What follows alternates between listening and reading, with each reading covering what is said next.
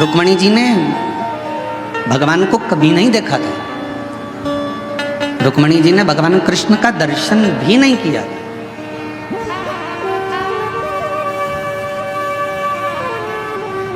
ना मुलाकात की, ना दर्शन किया, ना मिले, ना देखा, कुछ भी नहीं।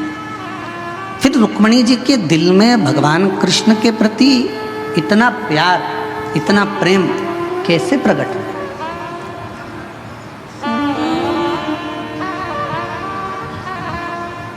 वो प्रेम प्रकट होने का कारण क्या था? तो शिव महापुराण की कथा कहती है कि रुक्मणी जी ने सत्संग किया था। प्रथम भक्ति संतन कर संगा और दूसरी रति मम कथा प्रसंगा। रुक्मणी जी ने क्या करा? अपने पिता भीष्म की गोद में आकर बैठ जाती थी। कोई आता था, आकर कहता था कि भगवान द्वारकानाथ ने पूतना को पछाड़ दिया, तृणावत को मार दिया, अघासुर को मार दिया, बकासुर को मार दिया। भगवान कृष्ण ने गोवर्धन पर्वत अपनी उंगली पर उठा लिया। भगवान कृष्ण ने अनेक अनेक प्रसंग, कोई आता और भगवान कृष्ण के प्रसंगों को सुनाता जाता। जब भगवान कृष्ण के प्रसंग रुक्मणी जी सुनती रहीं तो अंदर एक प्रेम का भाव जागृत हुआ, एक प्रेम प्रकट हो गया।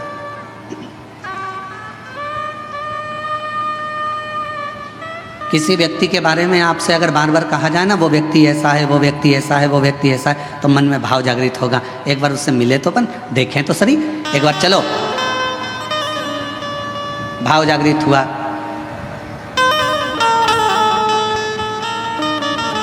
कल हम विशाल संचेती जी से कह रहे थे कि विशाल जी, आप 2-4 बार तो कुबरेश्वर धाम आ गए होंगे। तो विशाल संचेती जी कह रहे थे, नहीं गुरु जी, 2-4 बार नहीं, ना जाने कुबरेश्वर धाम पर क्या है, मैं 8 से 10 बार कुबरेश्वर धाम पहुंच गया बाबा के धाम पर।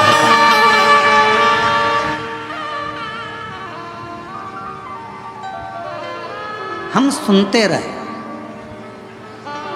शिव ऐसे हैं, शिव महापुराण की कथा ऐसी है, कुबरेश्वर धाम ऐसा है, बाबा का धाम ऐसा है। हम बार बार सुनते हैं तो हमारे मन में मिलने की एक आस जागृत हो जाती।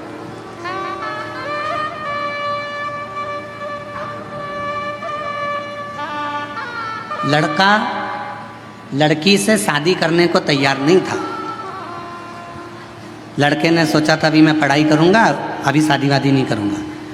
पर लड़के की बहन ने, लड़के की माँ ने, लड़के के रिश्तेदारों ने लड़की की खूबियाँ बताना प्रारंभ करी। इतनी बढ़िया है, ऐसी है, इतनी जोरदार, लंबे लंबे बाल हैं, बड़े बड़े आँख है, उसके सिर पर बिंदी अच्छी लगती है, पढ़ी लिखी है, उसने ये एजुकेशन करा है, ये कोचिंग करी है, ये जानती है, सिलाई जानती है, कढ़ाई जानती है, बनाई जानती, सब जानती है, उसको सब आता है। तो लड़के के मन में आया, जब इतनी तारीफ कर रहे हैं तो एक बार जरा मिलने में जाता क्या है, मिले तो सर। जब लड़की से मिलना हुआ, उसने देखा कि जो घर के लोगों ने कहा था बिल्कुल वैसा ही है, पढ़ी लिखी भी है, मेरे लायक भी है। तो लड़के ने हाँ भर दिया। लड़की से कहा गया तो एक बार मिल तो सही, लड़का ऐसा है, वैसा है, ये है, वो है। तो उसने कहा मिलते हैं।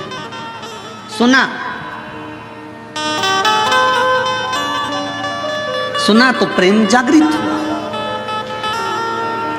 अब आप लोग क्या कर रहे हो? शिव महापुराण की कथा को सुन रहे हो। किसका चरित्र सुन रहे हो? देवादिदेव महादेव का, भगवान शंकर का। जब शिव जी का इतना चरित्र तुम बेजापुर में सुन लिए, कहीं तुम छत्रपति संभाजी नगर सुन लिए, तुम नासिक में सुन लिए, तुम मालेगांव सुन लिए, जब तुम बार बार शंकर जी का चरित्र सुनते जाओगे तो अंदर से उससे मिलने की तमन्ना बढ़ती चली जाएगी। एक बार जरा शंकर जी से मिलूं तो सही, कि उनकी कथा इतनी सुंदर है तो वो कितना सुंदर होगा, ये विचारणीय बात।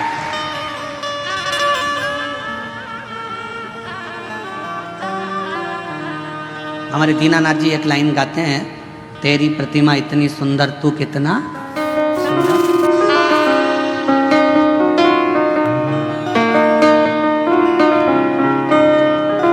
जिसकी रचना इतनी सुंदर, वो कितना सुंदर होगा, वो कितना जरा विचार करिए, उसकी केवल कथा सुनिए, केवल कथा।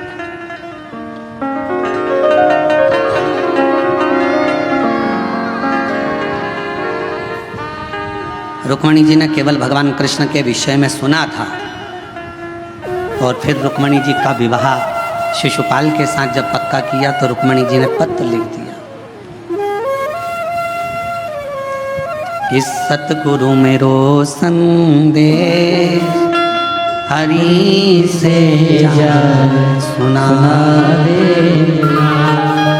मेरी नैया अड़ी है मझधार, गुरु जी उसे पार लगा देना। पत्र लिख दिया। पत्र लेकर ब्राह्मण देवता को भेज दिया। द्वारकाधीश के पास पत्र पहुंच गया। द्वारकानाथ ने कह दिया कि रुक्मणी जी से कह दो कि श्रृंगार करके जगदम्बा के मंदिर पहुंच जाए, मैं तुझे लेने के लिए पहुंच जाऊंगा। रुक्मणी जी ने केवल सुन रखा था, भगवान को देखा नहीं था। पत्र भेज दिया और वो पत्र के माध्यम से भगवान रुक्मणी को लेने के लिए आ गए। शिव महापुराण की कथा भी यही कहती है कि प्रथम भक्ति संतन कर संगा, दूसरी रति मम कथा प्रसंगा। ये दो भक्ति की सीढ़ियां हैं। अगर किसी ने कथा सुनना प्रारंभ कर दी और कथा सुनते सुनते अपना चित्त, अपना मन भगवान में लगाना प्रारंभ कर दिया, तो समझ लो कि शिव जी को मिलने में देरी नहीं होगी, भगवान शंकर जरूर।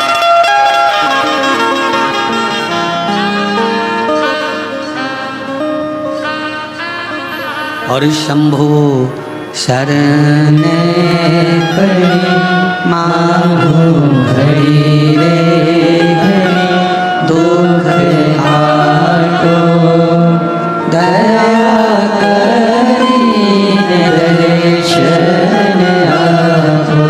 ओ शंभु शरण पड़ी मांगो घड़ी रे घड़ी, दुख काटो दया करी दर्शन आपो।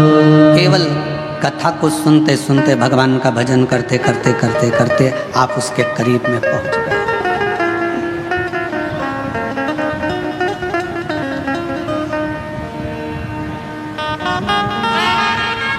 सीढ़ी का काम है छत तक पहुंचाना।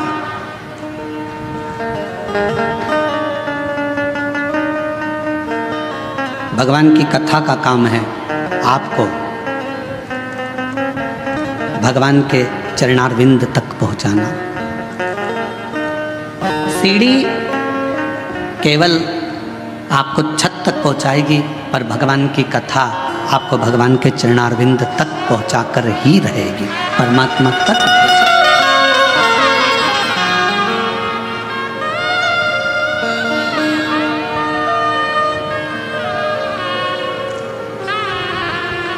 जब हम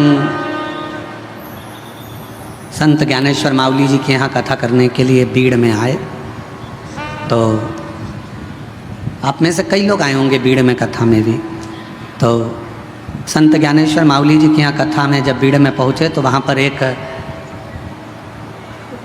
बच्चे ने एक प्रश्न किया, और वो वहीं बीड़ का रहने वाला था। सोनी जी के कोई परिचित थे बीड़ वाले, उनके परिचित में था। उसने कहा, गुरुजी आपके कितने दोस्त हैं? आपके कितने मित्र हैं? हमने पूछा पहले तुम बताओ कि तुम्हारे कितने मित्र हैं। तो कहा, गुरुजी हमारे तो बचपन के 4-6 हैं, और इसके बाद हमारे कॉलेज के भी 2-4 हैं। अब कल हमारे वो विशाल जी के बेटे अर्नव जी भी, वो भी अपनी मित्रों की मंडली को लाए थे। तो हमने उनसे भी, वो कह रहे थे कि हमारे मित्र आपसे मिलना चाहते हैं गुरुजी। तो हमने पूछा तुम्हारे कितने मित्र हैं? तो कहा है कभी 8 रहते हैं, कभी 6 रहते हैं। हमने कहा घटते बढ़ते कैसे रहते हैं? तो कि 2-1 बाहर चले जाते हैं तो 6 हो जाते हैं, और वापिस आ जाते हैं तो 8 हो जाते हैं। हमने कहा अब बीड़ में संत ज्ञानेश्वर मावली जी के यहाँ जब कथा करने के लिए पहुँचे, बीड़ में महादेव महाराज जब कथा कराए, तो वहाँ पर एक प्रश्न बीड़ के एक बच्चे ने पूछा कि आपके मित्र कितने? आपके दोस्त कितने? हम उस समय पर थोड़ा जल्दी में थे, आखिरी दिन की कथा थी। अब आखिरी दिन की कथा तो आपको मालूम ही है कि कल की कथा तो यही टाइम पे होगी। कल क्योंकि कथा की क्या है, शिवरात्रि है कथा की, और परसों के दिन सुबह 8 बजे से 11 बजे तक कथा हो जाएगी। 11 बजे के बाद जाने की तैयारी हो जाती है, तो इतना समय रहता नहीं, हम उत्तर नहीं दे पाए। तो बेटा अगर कथा सुन रहा हो तो हम कहेंगे, उसने प्रश्न किया कि आपके कितने मित्र हैं, आपके कितने दोस्त हैं? तो मैं उससे कहना चाहूँगा, शरीर के और धन के ढेरों दोस्त हो सकते हैं, पर मन का तो केवल एक शिव ही दोस्त है। इस मन का, तुम्हारे पास में धन बढ़ता जाएगा तो आपके दोस्त बढ़ते चले जाएंगे, मित्र बढ़ते चले जाएंगे, सखा बढ़ते चले जाएंगे, रिश्तेदार बढ़ते चले जाएंगे, पहचान वाले बढ़ते चले जाएंगे। तन अच्छा है, शरीर में कोई रोग नहीं है, तो तुम्हारे दोस्त बढ़ते चले जाएंगे। शरीर में अगर एक भी रोग आ गया, तुम हॉस्पिटल में पड़ गए, और शरीर अगर बेकार होना चालू हो गया, धीरे धीरे दोस्त कम हो जाए। तन के और धन के दोस्त बहुत हो सकते हैं, पर मन का तो केवल एक ही दोस्त है, और वो देव अधिदेव महा, वो मित्र।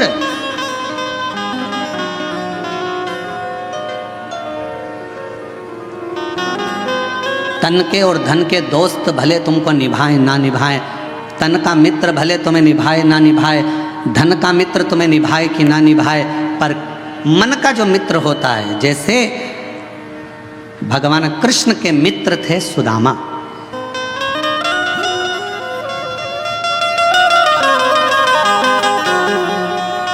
और सुदामा जी को निभाया भगवान कृष्ण ने। भगवान राम जी के मित्र थे निषाद राज, और निभाया भगवान राम ने। आप भी अपनी जिंदगी में एक मित्र शिव को बना लो, आप भी अपनी जिंदगी में एक मित्र देवाधिदेव महादेव को बना लो, और अगर शिव तुम्हारे मित्र बन गए तो ये निश्चित है कि तुम निभाओ कि ना निभाओ, पर मेरा देवाधिदेव महादेव तुमको निभाता जरूर। शंभु शरण पड़ी मांगो हरि दुख काटो, दया करी दर्शन आपो। शंभु शरण पड़ी मांगो हरि दुख काटो, दया करी दर्शन आपो। परमात्मा को अपना मित्र भी बना लो। कोई तो होना चाहिए जिससे आप अपने दिल की बात कर सको।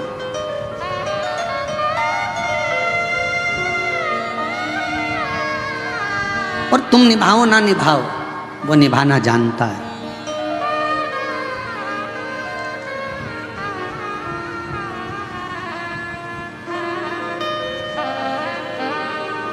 मनुष्य और भगवान में क्या अंतर है?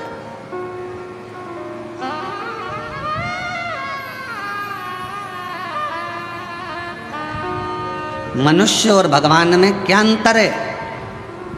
मानव में और परमात्मा में क्या अंतर है? शिव महापुराण की कथा कहती है, मनुष्य और भगवान में एक सबसे बड़ा अंतर यह है कि भगवान गलती नहीं करता और मनुष्य गलती पर गलती करता ही रहता है। जिस मानव से, जिस मनुष्य से पृथ्वी पर जन्म लेने के बाद अगर गलती नहीं हो रही है, तो समझ लेना कि वो मनुष्य ही नहीं है। मानव का शरीर गलती का पुतला होता है। इसमें थोड़ी थोड़ी गलतियां तो जीवन में मानव के शरीर में होती ही रहती है। सास बहू को चिल्ला कर कह दे, तूने फिर गलती कर दी, बहू को कह देना चाहिए, मम्मी मनुष्य हूँ ना, इंसान हूँ ना, तो गलती तो होगी। और आप अगर भगवान हो ना सासू जी, तो माफ़ करना चालू कर दो। मैं इंसान हूँ, आप भगवान हो, माफ़ कर दो। आप अगर भगवान हो तो माफ़ कर दो, और अगर आप भी इंसान हो, आप भी जब बहू बनकर आई थी, जो गलती मैं कर रही हूँ आपने भी अपने बहू के ज़माने में करी होगी। हो सकता है मैं सोकर लेट उठ रही हूँ, तो जब तुम नहीं आई थी ना मम्मी, तब तुम भी हो सकता है कि लेट उठती होगी। भगवान हो तो माफ़ करना सीखो, और अगर मैं जैसी हूँ, मैं भी एक गलती का पुतला हूँ, आप भी गलती का पुतला हो। गलती मनुष्य से होती है, मेरे से भी गलती हुई है, आपसे भी गलती हुई है, तो अपन एक जैसे हैं। इसलिए अपनी ज़िंदगी में परमात्मा के भरोसे छोड़ते चलो, जो गलतियाँ हैं वो परमात्मा माफ़ करता रहेगा। आप अपने जीवन को जीते चलो, जीवन जियो।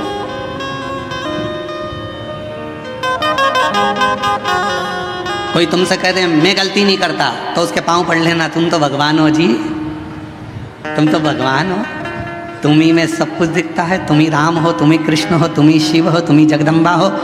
जो कहे तुमसे कि मैंने जिंदगी में कोई गलती नहीं करी, समझ लेना उसको पाँव पकड़ कर कह देना कि तुम भगवान हो। परंतु हम तो इंसान हैं, आज भी गलती कर रहे हैं और आगे भी गलती करेंगे, क्योंकि मनुष्य का शरीर मिला है, ये पूर्ण परमात्मा बनने के लिए नहीं मिला, इंसान को इंसान बनने के लिए मिला।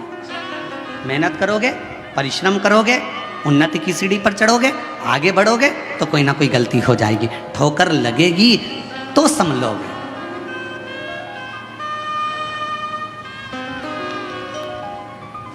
अच्छा बोलो री जीजियों, ओ बेजापुर वालियों, उत्तर देना। पहले दिन तुम कथा में आगे बैठने का रास्ता ढूंढ रही थी, बोलो सही है कि गलत है? दूसरे दिन तुम्हें रास्ता ढूंढने की जरूरत पड़ी क्या? तुमको मालूम था इधर से शॉर्टकट है, खेत में से निकल के उधर से कूद के इधर से आके इधर से भराना है और यहाँ जाके बैठ जाके, जगह क्लियर। और तुम्हें रास्ता याद था तो तुमने क्या करा, अपनी रिश्तेदार को, वो कह रही थी उधर से, तू चुप है, उससे पे पल्लू वल्लू लेके और तू मेरे पीछे पीछे पीछे पीछे चल चल, और उसको भी रास्ते पे। अरे कितनी गंदगी हो रही, कीचड़,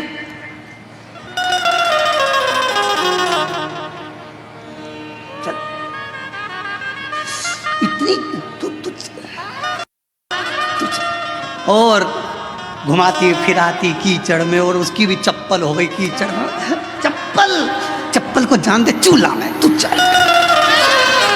और चप्पल रख ली झोला में और कथा में आगे लाकर बिठा दिया। जब दोनों चली तो फिर सहेली ने कहा कितनी जोरदार जगह मिल गई थी ना बैठने के लिए, इतनी अच्छी जगह, ये तो सोचा ही था। अब चप्पल तो जैसे ही कथा पूरी हुई रोड पे निकली, और निकलते सी पानी की बोतल में चप्पल घिस घुसा के तैयार करके पाँव में पहन के फिर पल्लू। अब जरा विचार करिए, पहले दिन जगह ढूंढने में थोड़ा परिश्रम लगा, दूसरे दिन तुम्हें खुद जगह मिल गई, तीसरे दिन तुम अपनी सहेली को भी बिठा ली, चौथे दिन अपने परिवार वालों को भी बिठा ली और जगह तुम्हारे पास हो गई। एक सच्चा भक्त, भगवान शिव का एक परम भक्त ऐसा ही होता है, पहले संघर्ष की जिंदगी जीते जीते मंजिल तक पहुंचता है, फिर सबको उस स्थान तक पहुंचा देता है कि ये स्थान मैंने देखा है, ये शिव का धाम मैंने देखा है, ये भगवान का नाम मैंने देखा है, चलो यहाँ चलकर बैठते हैं, चलो यहाँ चलकर स्मरण करते हैं। चलो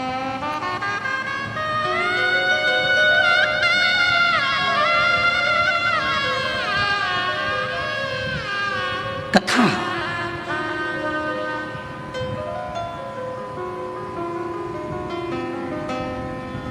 कोई तुमसे कहे कि मैंने जिंदगी में कोई गलती नहीं करी, कह देना तुम भगवान हो,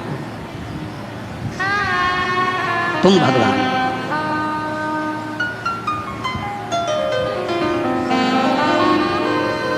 और तुम गलती नहीं करे हो, तुम भगवान हो सकते हो, पर मैं तो इंसान हूं, मनुष्य।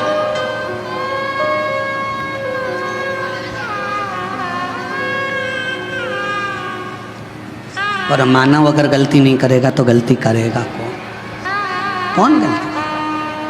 और कृपा की ना होती जो आदत तुम्हारी, तो सुनी ही अदालत तुम्हारी, गरीब गरीबों के दिल में जगह तुम न पाते, तो किस दिल में होती इबादत तुम्हारी, तो किस दिल में होती इबादत तुम्हारी, कृपा की न होती जो आदत तुम्हारी। तुम भगवान हो सकते हो, पर मैं तो इंसान की इंसान हूं। और फिर निवेदन है मेरी जीजियों, भगवान बनने की कोशिश भी मत करना, और इंसान को भगवान बनने का प्रयास भी नहीं करना चाहिए। इंसान को इंसान रहने दो, इंसान को इंसान। आज के ज़माने में बहुत, कलिकाल में बहुत आडंबर हो रहा है। लोग हर इंसान को भगवान बनाए जा रहे हैं, और इंसान भगवान बन बन के बैठ जाता है। लोग कहते हैं वो भगवान जैसा, वो भगवान जैसा। नहीं, इंसान को इंसान रहने दो और भगवान को भगवान रहने दो। उसको भगवान रहने दो और तुम इंसान, भगवान मत बनना।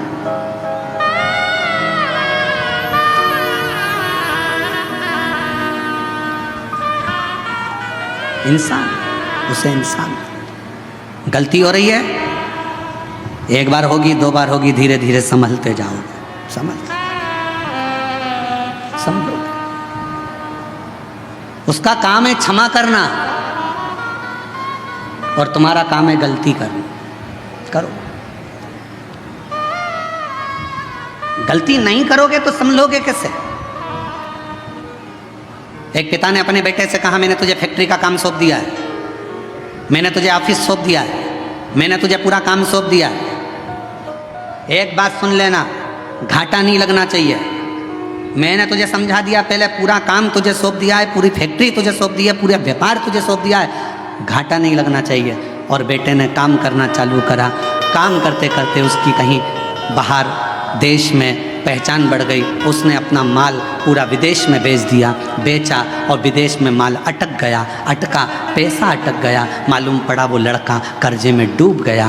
बाप ने कहा, मैंने पूरी फैक्ट्री तुझे दे दी थी, मैंने पूरी कंपनी तुझे दे दी थी, मैंने तुझे पूरा ऑफिस दे दिया था, और तूने कर्जे में लाकर छोड़ दिया, तूने कर्जे में लाकर डुबो दिया। बेटा कहता है, पापा गलती हुई है, सुधारूंगा, थोड़ा समय। अब पिता को चाहिए कि बेटे को बल दे, कोई बात नहीं, हो गई, मेहनत करना, फिर मेहनत करना, धीरे धीरे बढ़ना, हो सकता है फिर उन्नति की सीढ़ी पर चढ़ जाएं। गलती बेटे के सामने हुई, बेटे ने फिर मेहनत करी। मेहनत करते करते बेटा जितना माल गया था उससे 1000 गुने माल का फिर मालिक बनकर बैठ गया, फिर बैठा। और अब वो बेटा गलती नहीं करता। क्यों? क्योंकि पहले माल भेजने में गलती हो गई थी, पहले ऐसे गलती हो गई थी, अब नहीं होगी। किसी किसी को तो भगवान भी पृथ्वी पर जन्म देने के बाद सोचता है, इसको तो भेजना ही नहीं था तो अच्छा था। मालूम क्या था कि इतनी निंदा, इतनी बुराई, इतनी चुगली, इतने अपशब्द, इतनी गाली, इतना आड़ा टेढ़ा बोलेगी, इतना अपशब्द बोलेगा, ऐसा रहेगा, दिन भर बेकार काम करेगा, लोगों का दिल दुखाएगा। तो भगवान भी सोचता है, इसको एक बार तो जन्म दे दिया, अगली बार नहीं भेजना इसको, चाहे कुछ भी हो जाए, इसको 94 तरह के नरकों में पटक देना, पर पृथ्वी पर मत भेजना इसको। इतना झूठ, इतना छल, इतना प्रपंच, इतने गलत शब्द, इतना अपशब्द, इसको पृथ्वी पर मत भेजना। अब भेज दिया। और कृपा की ना होती जो आदत तुम्हारी, तो सोनी ही रहती अदालत तुम्हारी। गरीबों के दिल में जगह तुम न पाते, तो किस दिल में होती इबादत तुम्हारी, तो किस दिल में होती इबादत तुम्हारी। हो जाए गलती, हो जाए तो कोई बात नहीं, पर भगवान नहीं बनना अपन को, अपन इंसान के इंसान। सत्संग, कथा, स्मरण भगवान के करीब में लेकर जाता।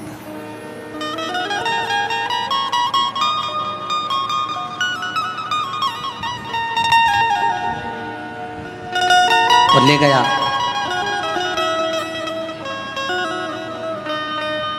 भागीरथ जी ने 60,000 काकाओं के उद्धार के लिए गंगा को पृथ्वी पर लाने के लिए तप करा। भागीरथ बाबा, गंगा पृथ्वी पर आती नहीं है। क्यों? क्योंकि मैं अगर पृथ्वी पर चली गई तो पाताल में चली जाऊंगी। गंगा को झेलने वाला, गंगा को संभालने वाला कोई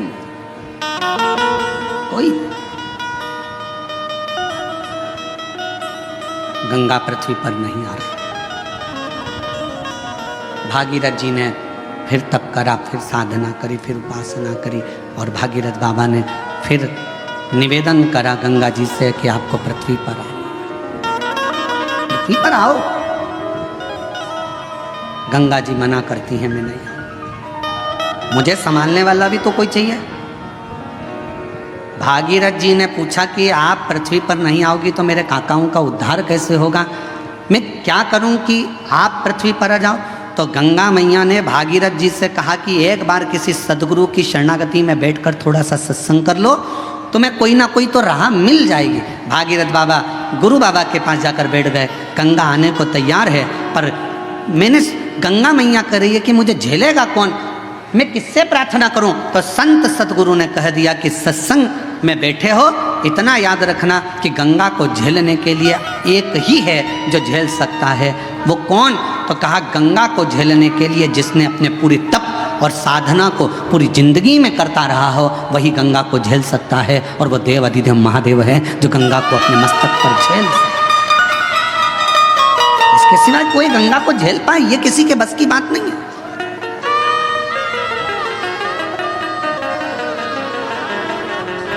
भागीरथ जी ने शिव जी की आराधना करी, बाबा भोलेनाथ जी से विनय करा।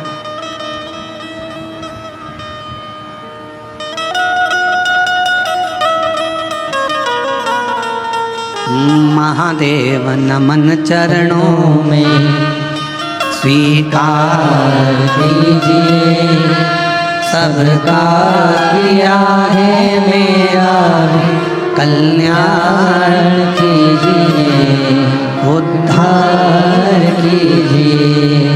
हे त्रिपुंडधारी, हे त्रिशूलधारी, हे त्रिपुंडधारी, हे त्रिशूलधारी, चरणों में तेरे बाबा जी पावन है चारों धाम। तेरी देव करते वंदना, पूजे है सीताराम। तेरी देव करते वंदना, पूजे है सीताराम। हो जाए पूरी कामना, हो जाए पूरी कामना, उपकार कीजिए, सबका किया है मेरा उद्धार कीजिए, कल्याण कीजिए। हे त्रिपुंडधारी, हे त्रिशूलधारी, हे त्रिपुंडधारी, हे त्रिशूलधारी। आप कुछ कृपा करो। भागीरथ जी ने भगवान शिव की आराधना करना प्रारंभ करी। शिव जी के लिए अखंड तप किया भागीरथ बाबा ने, ऐसी अखंड साधना करी कि भगवान शंकर का कैलाश धाम हिल जाए, पर शिव का कैलाश नहीं हिला। भागीरथ जी ने खूब तप करा, पर शंकर भगवान का कैलाश धाम नहीं हिल पाया, हिला ही नहीं।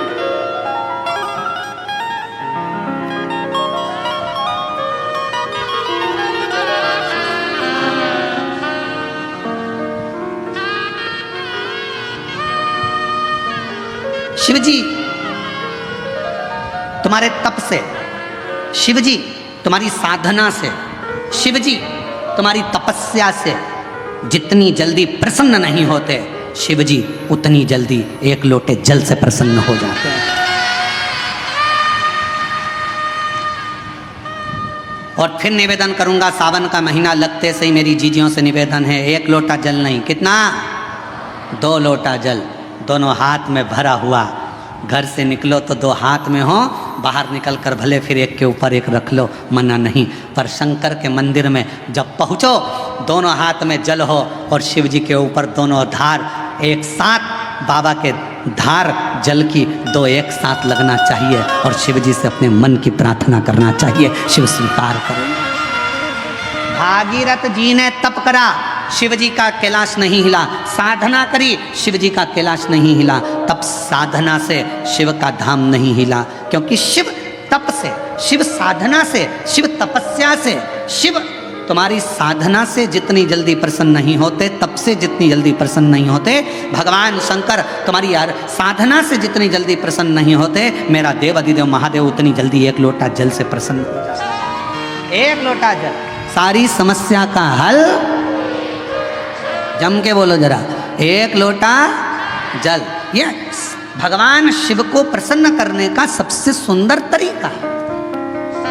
तुम शिव जी को चिरौंजी का भोग लगाओ ना लगाओ, खड़ी शक्कर लगाओ ना लगाओ, तुम शंकर भगवान को बेलपत्र चढ़ाओ ना चढ़ाओ, तुम शिव जी को कुछ दो चाहे ना दो, भगवान शंकर को तुम श्रीफल दो चाहे मत दो, पर शिव जी को केवल 1 लोटा जल दे।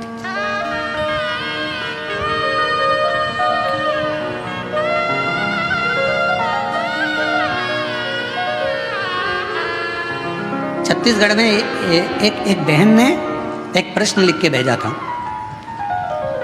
कि भगवान के मंदिर में नारियल क्यों तोड़ा जाता है।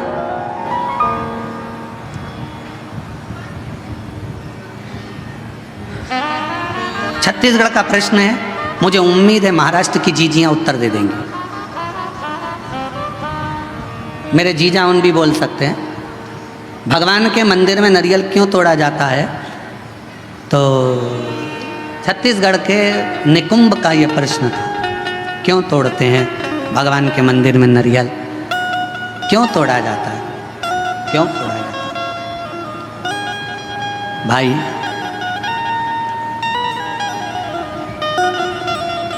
कहा तो कहा भगवान को प्रसन्न करने के लिए, पर हमसे अगर हमारे हम अब इस जगह पर हम हमारे शिव पुराण की बात नहीं कर रहे हैं, हम हमारे दिल की बात कर रहे हैं, हमारे मन की बात कर रहे हैं।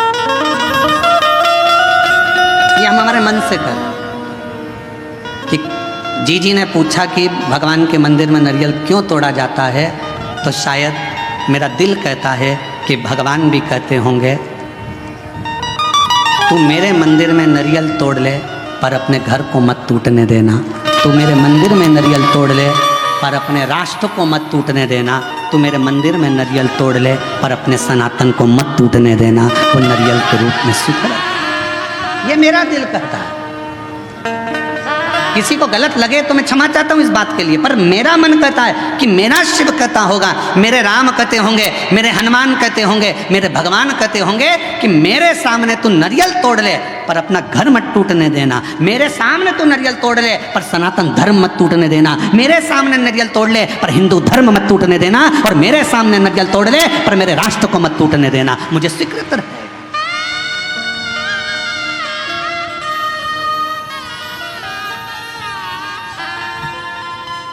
मुझे नारियल का टूटना स्वीकार है पर सनातन धर्म का टूटना स्वीकार नहीं है। मुझे नारियल का टूटना स्वीकार है पर मेरे हिंदू धर्म का टूटना स्वीकार नहीं है। मुझे नारियल का टूटना स्वीकार है पर अपने भारतवर्ष को टूटना स्वीकार नहीं है। मुझे ये चलेगा। तो मेरा दिल कहता है कि भगवान, नारियल टूटने का एक क्रम, शुभ कार्य में नारियल क्यों फोड़ा जाता है कि जो भी तकलीफ हो, कोई कष्ट हो, मेरा बाबा स्वीकार करना, ये हमने इसको दे दिया, जो भी था उसको प्रदान कर।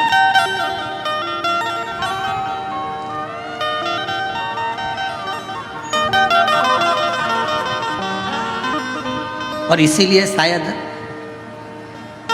एक रहोगे तो सेफ रहोगे, शायद दुनिया के लोगों के लिए नारा इसीलिए एक बाबा ने दे दिया उत्तर प्रदेश के।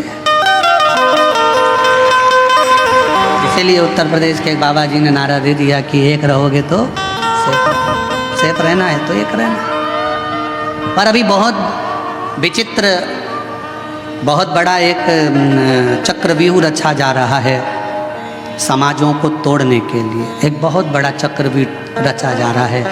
हम ये समाज के हैं, हम वो समाज के हैं, ऐसा हो गया वैसा हो गया। मेरा तो हाथ जोड़कर निवेदन है, इन सब बातों को भूल जाओ। हम सनातनी हैं, हम हिंदू हैं, हम एक रहें, इससे बढ़कर मत टूटो। जरा से वोट बैंक के चक्कर में समाजों में ना टूटा जाए। हम एक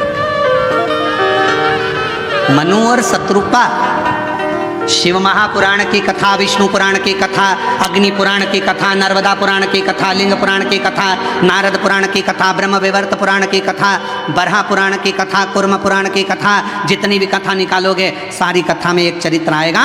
ब्रह्मा जी सृष्टि की रचना भगवान शिव के कहने पर करते हैं। सृष्टि की रचना करने पर ब्रह्मा अपनी जंघा से मनु शत्रुपा को प्रकट करते हैं और वो मनु और शत्रुपा की संतान आप और हम आज तक हैं। एक ही संतान है, मनु और शत्रुपा की औलाद आप और हम हैं। हमें यह पैदा नहीं करा गया कि तुम ब्राह्मण थे कि क्षत्रिय थे कि वैश्य थे कि शूद्र थे। उसने तो हमें मनुष्य बनाकर पैदा करा था, भगवान ने अपना बनाकर पैदा करा था। और जब भी माँ और बाप अपने बच्चे को जन्म देते हैं तो ये सोच कर जन्म देते हैं कि मेरा बेटा एक दिन मेरा नाम रोशन करेगा, एक दिन मेरा बेटा मेरे पद चिन्हों पर चलेगा। भगवान अपने माता पिता अपने बच्चे को इसलिए जन्म नहीं देते कि मेरा बेटा कोई ऐसा कार्य करेगा, गलत कार्य करेगा, बेकार करेगा। ना ना ना, वो उसने जन्म अच्छे कर्म के लिए दिया,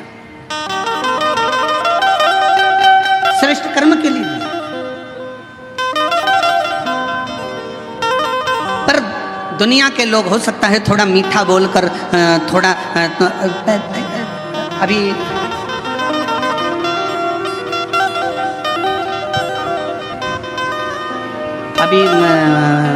बहुत अच्छे अच्छे फल आ रहे हैं बाजार में, बहुत अच्छे अच्छे आ रहे हैं। उसमें से एक मैंगो आम,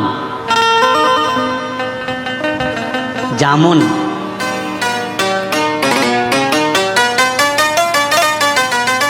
केला, पपीता, बहुत अच्छे अच्छे फल आ रहे हैं। जाम, अमरूद, बहुत अच्छे फल।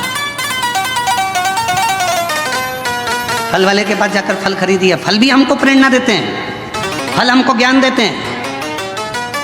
थोड़ा खट्टा फल होगा ना, अच्छा है ले लो।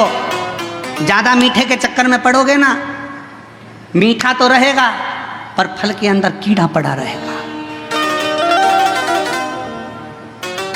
फल मीठा है पर जितना मीठा फल होता है उतना अंदर से सड़ा होता है।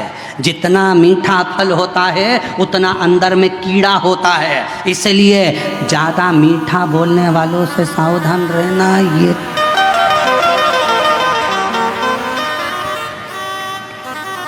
सावधान इंडिया,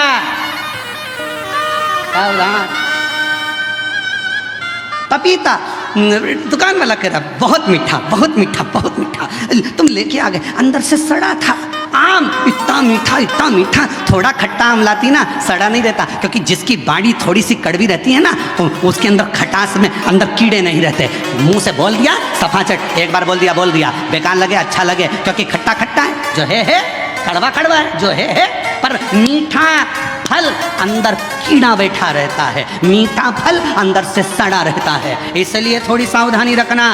दुनिया के लोग कहें बहुत मिलेंगे आपको, बहुत आते रहेंगे लोग बाग, तुम्हारे से बहुत मीठी मीठी बातें करेंगे, बहुत मीठा बोलेंगे और बाद में तुमसे कहेंगे क्यों थोड़ा मीठा। तुम देखना जिसको पैसे की ज़रूरत होती कितना मीठा बोलता है। जी जी, जी जा जी, जी जा जी। और पैसा लेके चले गया 5-10 हज़ार, उसके बाद तुम मांगने जाओ तब खा के भग रहे हैं, लौटा देंगे। व्यर्थ की बात नहीं करना, रिश्तेदारी में फालतू की फूट मत डालो। हम आएंगे देंगे, मना नहीं कर रहे। अरे मिठास में कीड़ा हो सकता है, मिठास पर खटास में कीड़ा नहीं हो सकता। सावधान रहें, थोड़ा सतर्क रहें, सतर्क होना जरूरी है। मेरे शंकर भगवान की कथा कहती है शिव जी का कैलाश धाम नहीं हिला। बहुत तप करा, भागीरथ जी ने साधना करी, तप करा, पर भगवान शंकर का कैलाश नहीं हिला, क्योंकि उनने तप करा था। अगर तप की जगह पर एक लोटा जल लेकर पार्थिव लिंग का निर्माण कर कर शिव जी को जल चढ़ा देते, मेरा शंकर सामने प्रकट हो जाता। और आखिरी में भागीरथ जी ने देखा शिव जी प्रकट नहीं होते, तब भागीरथ बाबा ने वही किया जो आप करते हैं। एक लोटा जल मेरे भागीरथ बाबा ने शिव को हृदय का जल चढ़ाना प्रारंभ करा तो शिव सामने आकर प्रकट हो गए। मांग तुझे क्या चाहिए भागीरथ, बोल तुझे क्या दूं, क्या दूं? तो भागीरथ बाबा ने कहा प्रभु बस गंगा जी पृथ्वी पर आना चाहती हैं, पृथ्वी पर आएंगी तो पाताल में चली जाएंगी, आप कृपा करो कि ये गंगा को अपने जटा में झेल। शिव जी ने कहा जटा में? हाँ।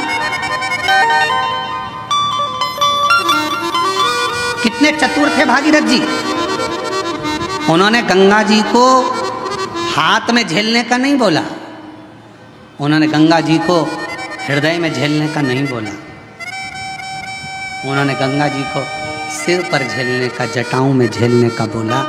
क्यों? क्योंकि भागीरथ बाबा जानते थे हृदय में शिव के माँ गौरा विराजमान है, हाथों में शिव के, शिव भक्तों की डोर थमी हुई है। सिर पर अगर गंगा बैठ गई तो शिव भक्तों का भी कल्याण करेगी और जगत का भी कल्याण करेगी। सिर पर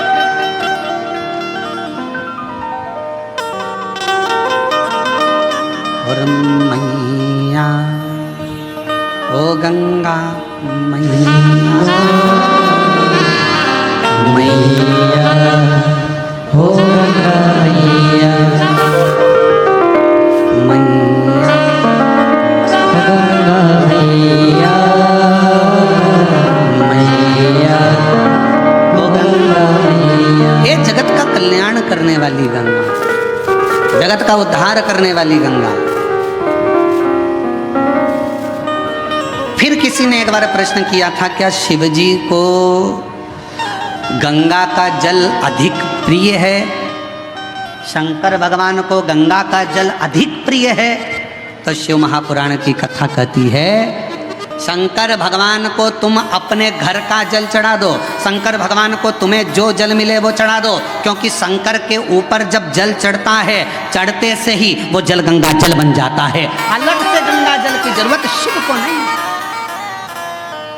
शिव को अलग से गंगा जल की जरूरत नहीं, तुमने चढ़ाया वो जल अमृत बन गया। हम तो कई बार लोगों से कहते तुम्हारे बच्चे की तबीयत खराब है, तुम्हारे बच्चे को तकलीफ है, डॉक्टर को दिखाओ। तुम्हारे घर में अगर किसी को तकलीफ है डॉक्टर को दिखाओ, वो जांच का बोले जांच कराओ, दवाई का बोले दवाई खिलाओ, और उसके साथ एक काम जरूर करो, डॉक्टर का इलाज भी करवाओ, साथ में एक कटोरी में जल लो और जल लेकर भगवान शिव का मंत्र का उच्चारण करो, नमः शिवाय नमः शिवाय, षडाक्षर मंत्र बोल लो, ओम नमः शिवाय, या त्र्यंबक मंत्र बोल लो, और या त्र्यंबक मंत्र ना तो श्री शिवाय नमस्तुभ्यम मंत्र का जप करते जाओ 108 बार जप कर कर जो जल है वो अपने बच्चे को थोड़ा थोड़ा पिलाना प्रारंभ करो, या उस जल से उस बच्चे के शरीर पर लगाना प्रारंभ करो, वो जल भी सिद्ध हो जाता है मंत्रों की प्रबलता। डॉक्टर को भी दिखाओ, डॉक्टर का भी इलाज करवाओ, दवाई दे दवाई खिलाओ, जांच का बोले जांच कराओ, पर साथ में शिव पर करा हुआ विश्वास, मंत्रों का उच्चारण, शिव तत्व का नाम सुख प्रदान करता है। एक पत्र है, अच्छा है।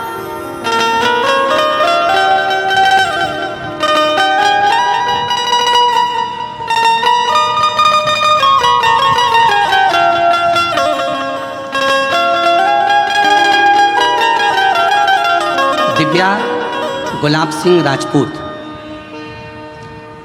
जन्म दिनांक 22/7/2008, मुकाम पोस्ट जय सिंह नगर, महाराणा प्रताप, तालुका गंगापुर, जिला छत्रपति संभाजी नगर। मोबाइल नंबर ये है। कहीं बैठी हो? आप ही हैं? बच्ची आई है साथ? आ जाओ, ले आओ। मैं दिव्या राजपूत, बाबा की कृपा से मेरी जन्मजात एक बीमारी है किडनी की। मेरी एक किडनी पूरी बेकार है और दूसरी किडनी मेरी 20% काम कर रही है। डॉक्टर ने कहा था कि सिर्फ 2 साल तक जीवित रह सकती है, पर शिव जी पे भरोसा कर कर आज तक जीवित हूँ, ये मेरे शंकर की करुणा है, मेरे शिव की उदार। गुरुदेव, पहली किडनी तो थी नहीं, दूसरी भी 20% ही बची थी, तो डॉक्टर ने मुझे 2 साल दिए थे कि अब तुम 2 साल से ज़्यादा नहीं रहोगे, पर बाबा की कृपा से मैं जीवित हूँ, अच्छी हूँ। गुरुदेव, मैं हर जगह कथा में पहुँची। गुरुदेव, कथा में आने का मेरा केवल एक ही काम था, क्योंकि मुझे डॉक्टर ने डायलिसिस पर डाल दिया था और डॉक्टर ने कह दिया था कि डायलिसिस चलेंगे।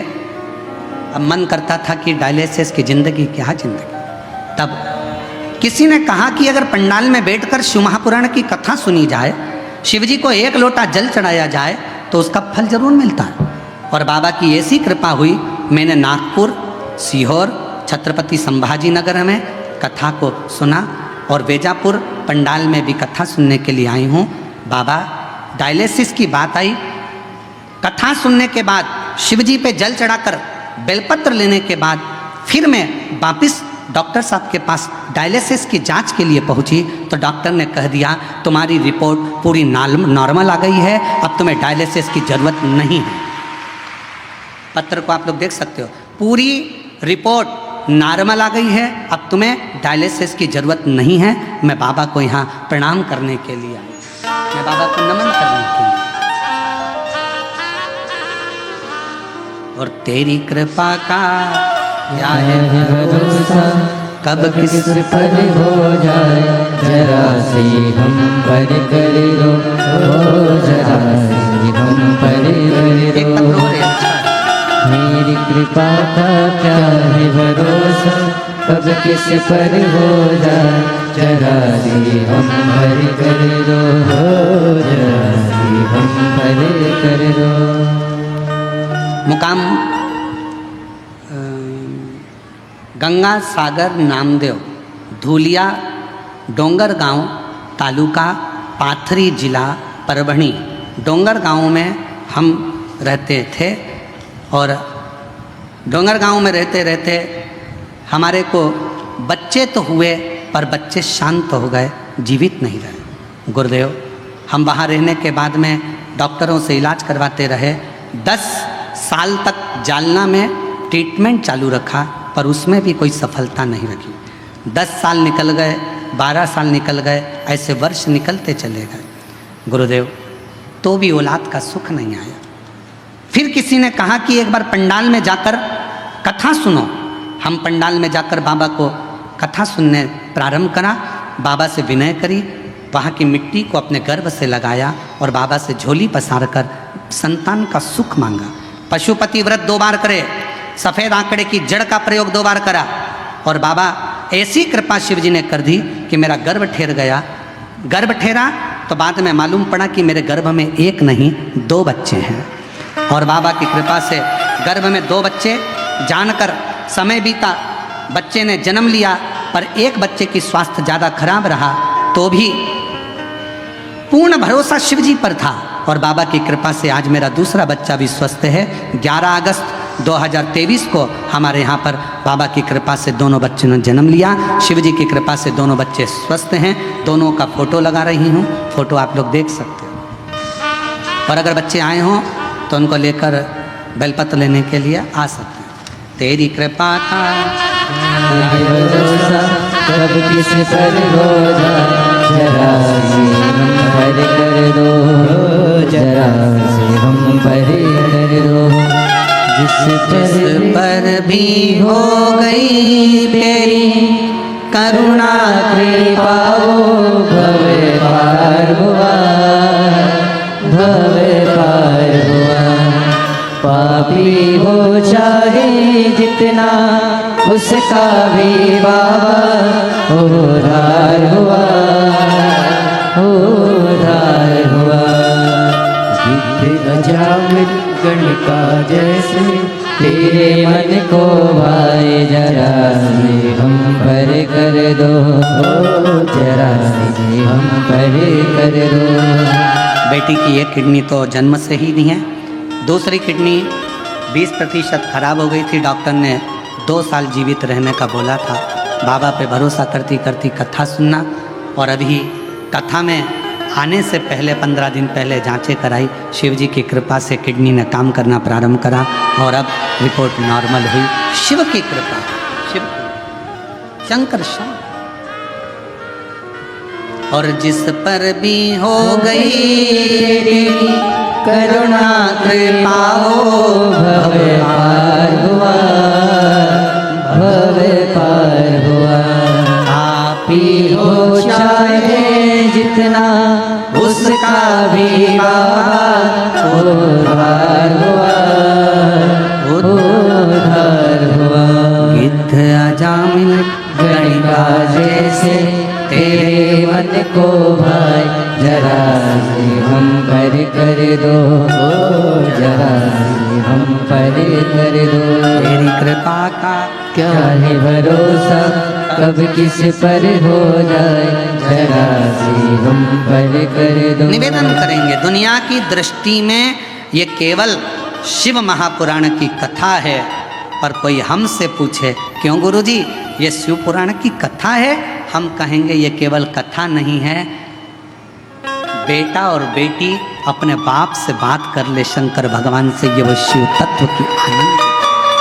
इसे कहो।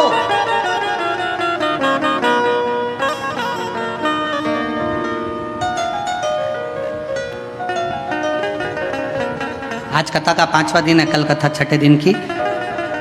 कल की कथा को हम लोग शिवरात्रि कहते हैं और 7वें दिन की कथा सुबह 8 बजे से 11 बजे तक हो जाएगी। बाबा से तुम आए हो इतनी दूर से बोलने के,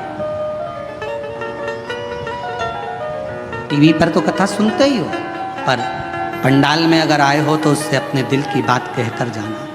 बाबा सब दुख काटना, तेरे चरणों की प्रीत देना, भक्ति देना, विश्वास देना और अंदर शक्ति देना कि मैं आगे बढ़ता चले जाऊं और तेरे चरणों का स्मरण करता चले जाऊं। उससे विनय करो,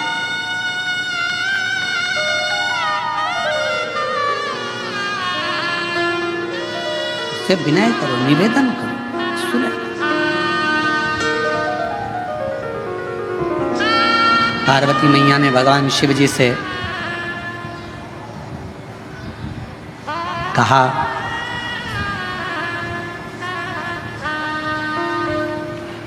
आप गंगा जी को सिर पर क्यों लिए हो, किस लिए? आप सबको मालूम होना चाहिए गंगा जी माता पार्वती जी की बड़ी बहन है।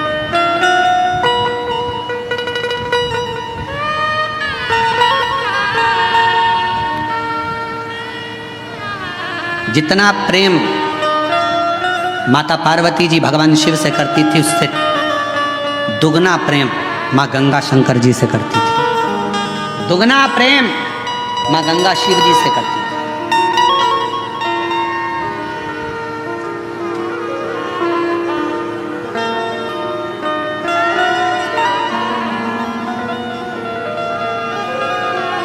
एक दिन पार्वती जी को मालूम पड़ा कि जितना स्नेह मैं करती हूँ, जितनी पूजन मैं करती हूँ, उतनी ही मेरी बड़ी बहन शिव जी से करती है, शिव जी की आराधना करती है, गंगा जी शंकर की पूजन करती है, उतनी। पार्वती जी की सहेली ने पार्वती जी से कहा कि गंगा जी तुम्हारी बड़ी बहन भी शंकर जी को पूजती हैं, पति बनाने के लिए बहुत प्रयास कर रही हैं और शिव जी को पति बनाना चाहती हैं, अनुष्ठान पर अनुष्ठान कर रही हैं, तप साधना कर रही हैं, गंगा जी बहुत पूजन पाठ कर रही हैं, स्मरण कर रही हैं। सहेलियों ने गंगा जी के लिए पार्वती जी के हृदय में कहा, तो पार्वती जी के हृदय में थोड़ी सी क्षुब्धता उत्पन्न हुई। पार्वती जी को लगा कि ये तो गंगा जी को नहीं करना चाहिए, तुम एक काम करो, कल अपन एक काम करते हैं, गंगा जी शिव जी से दूर हो जाए उसके लिए एक प्रयास करते हैं। और पार्वती जी की सहेली के कहने पर पार्वती जी की सहेली ने एक रचना रची और पार्वती जी की सहेली ने रचना रखकर कहा कि मैंने सुना है अगर कोई संत निकल कर जाते हैं और उनके ऊपर अगर पानी डाल दिया जाए, पानी का छींटा दे दिया जाए तो संत प्रसन्न होकर वर दे देते हैं। गंगा जी ने कान लगाकर सुन लिया कि ऐसा करने से मुझे शिव मिल सकते हैं।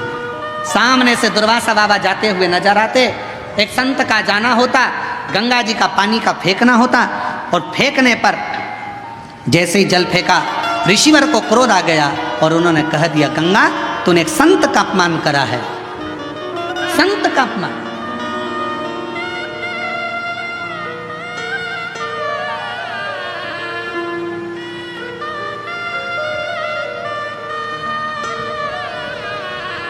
गंगा जी ने हाथ जोड़ लिया।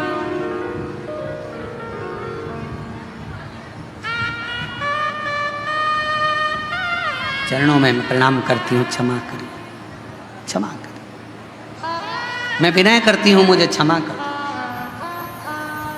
गंगा मैया ने क्षमा। समय आया, गंगा जी रोने लगी, आंखों से नीर बहने लगा। भगवान शिव ने जब पार्वती जी के सम्मुख में देखा, क्योंकि गंगा जी को क्रोध आ रहा था पार्वती जी पर कि पार्वती जी ने मुझे शिव जी से दूर करा, ये अपमान संतों का करवाया तो पार्वती ने करवाया, ये सोच लिया गंगा जी ने। तो गंगा जी बोली, पार्वती तूने मेरे साथ ऐसा करा, मैं तुझे श्राप देने को आतुर होती हूँ, पर शिव जी ने रोका, पार्वती मेरी अर्धांगिनी बनेगी, इसको श्राप मत दो, गंगा रुको। गंगा ने कहा, पर मैं भी तो आपको प्रेम करती हूँ, मैं भी तो आपको स्नेह करती हूँ, तो मैं भी तो चाहती हूँ आपको। शिव जी कहे, गंगा तुम चिंता मत करो, मेरी जितनी संतान होगी ना गंगा, सब तुम्हारे ही जल से प्रकट होगी, और दुनिया भले अर्धांगिनी मेरी पार्वती होगी, पर गंगा पार्वती अगर मेरे हृदय में रहेगी ना, तो गंगा तू मेरे मस्तक पर विराजमान रहेगी। तो चिंता मत कर, तो चिंता ना कर, क्यों चिंता कर। और भगवान शिव, भगवान ओघड़ रानी शंकर, भगवान भागीरथ जी के कहने पर गंगा माँ को अपने सिर पर लेने को आतुर।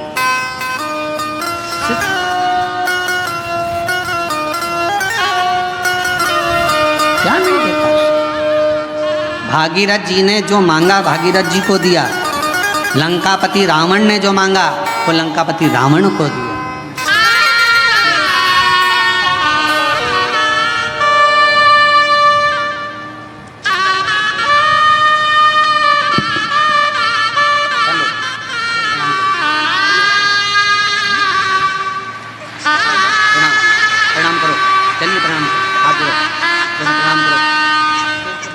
प्रणाम, चलो जाओ, प्रणाम करो, प्रणाम करो।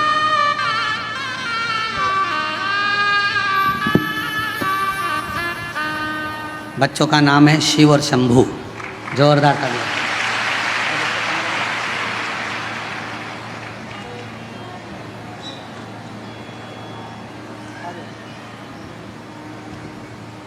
रावण को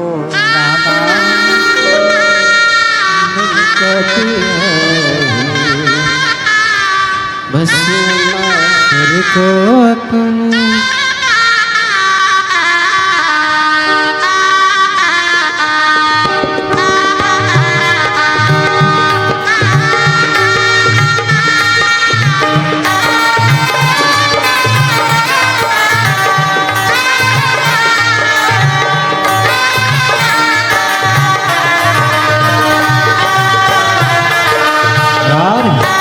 सेवा देते हो, बड़े प्रेम से दोनों हाथों से।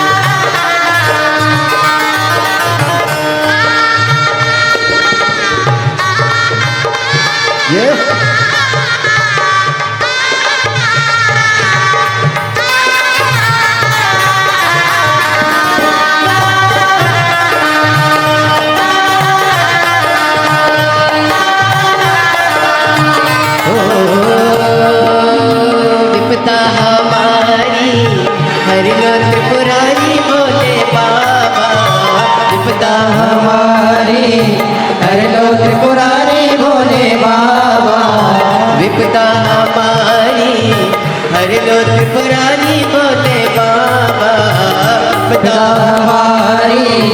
हर लो त्रिपुरारी बोले बाबा।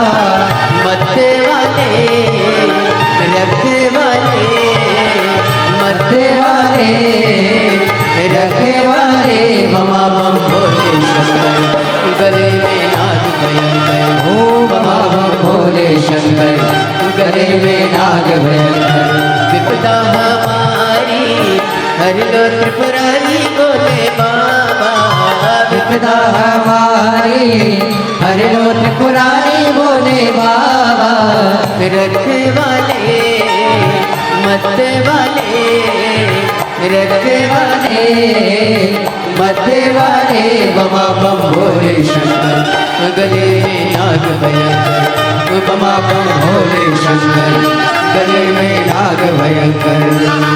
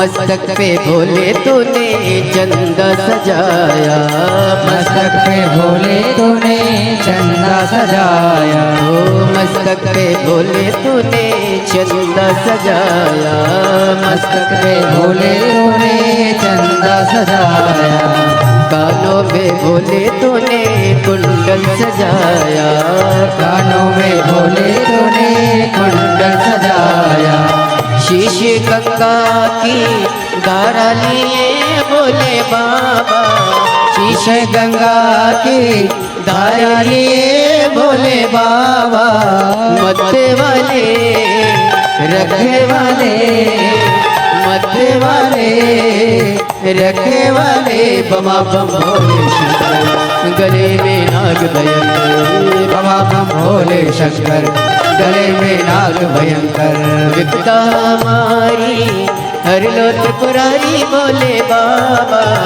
विपदा हमारी हर लो त्रिपुरारी बोले बाबा मत्थे वाले रखे वाले मत्थे वाले रखे वाले बमा बम भोले शंकर गले में नाग भयंकर बमा बम भोले शंकर गले में नाग भयंकर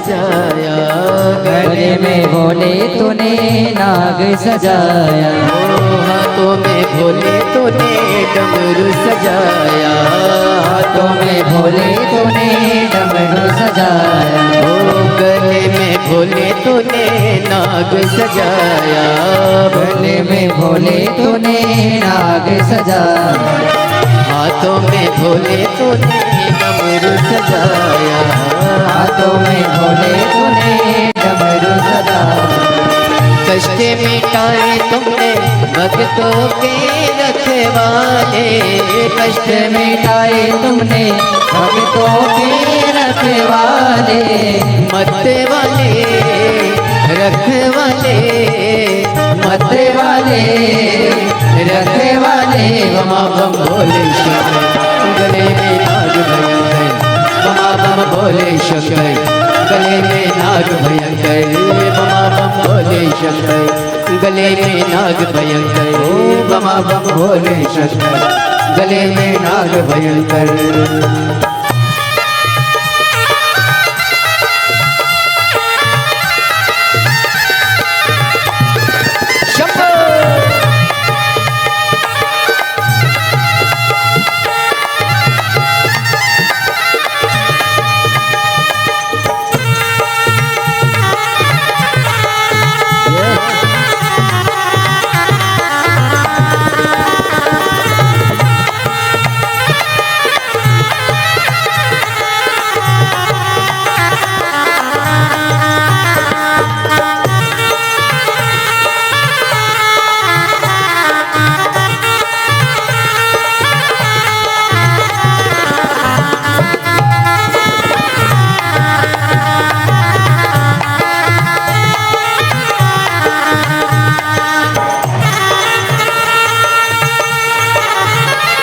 हाथों से ताली शब्द के बड़े भाव के साथ में आनंद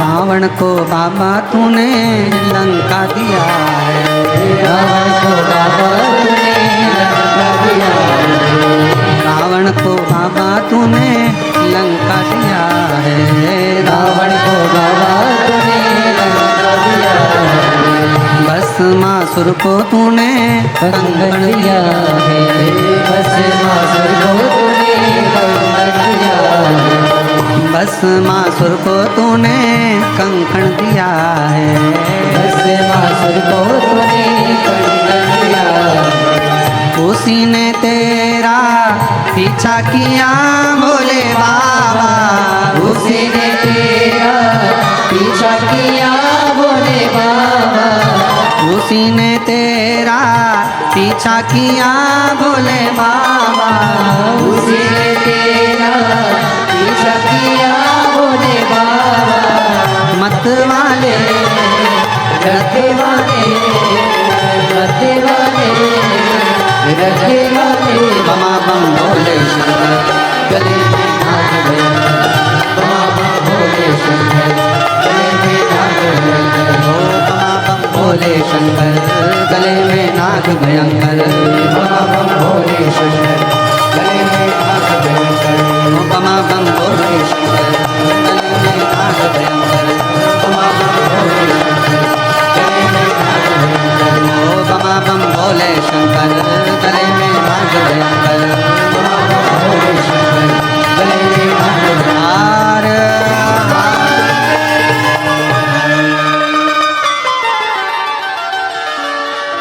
अपने स्थान पर बैठकर भगवान शिव जी से अपने मन का भाव हृदय से प्रार्थना करिए, दिल से निवेदन करिए, बाबा को अपने मन का भाव कहिए और हृदय से बाबा को प्रार्थना करो।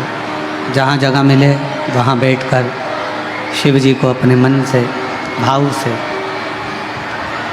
हृदय की बात कहिए। जहाँ भी जगह मिले वहाँ बैठ जाएं और दिल से बाबा को प्रार्थना करिए। सभी लोग साथ में बोलेंगे, विनय करेंगे, साथ में निवेदन करेंगे, प्रार्थना करेंगे।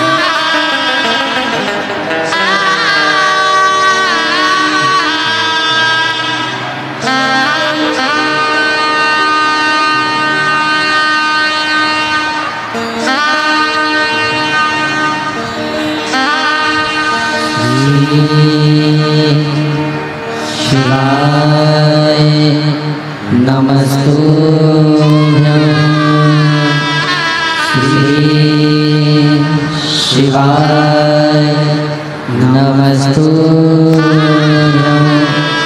श्री शिवाय नमस्तुभ्यं। श्री शिवाय नमस्तुभ्यं।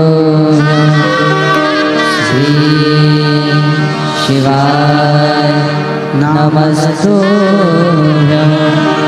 भोला सब दुख काटो हमारा, भोला सब दुख काटो हमारा। शिव शंकर जपूं तेरी माला, भोले बाबा जपूं तेरी माला।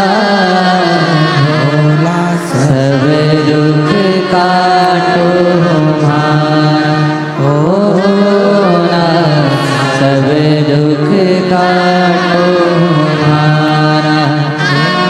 शिव मंगल मंगलकारी,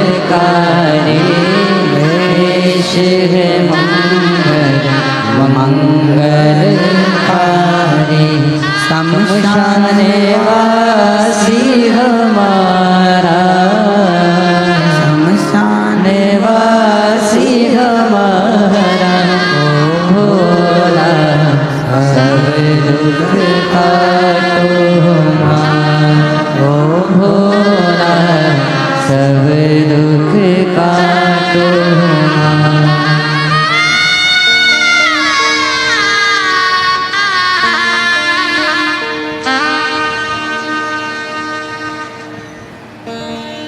बाबा देवादिदेव महादेव, भगवान शिव, ओगड़दानी, त्रिकालदर्शी, कैलाशी, विनाशी, भगवान शंकर की पवित्र कथा कर रही है।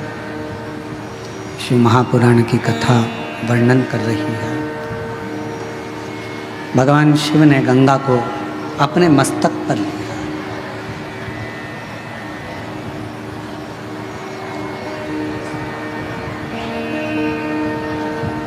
यदि जगत कल्याण की अगर कोई बात करे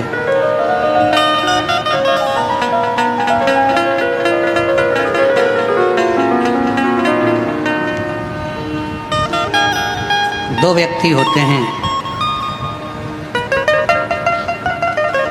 एक होता है ज्ञानी, दूसरा होता है अज्ञानी।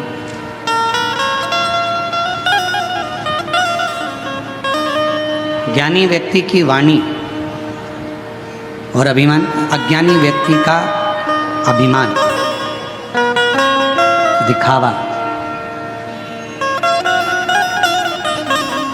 एक ना एक दिन सामने प्रकट होता ही है।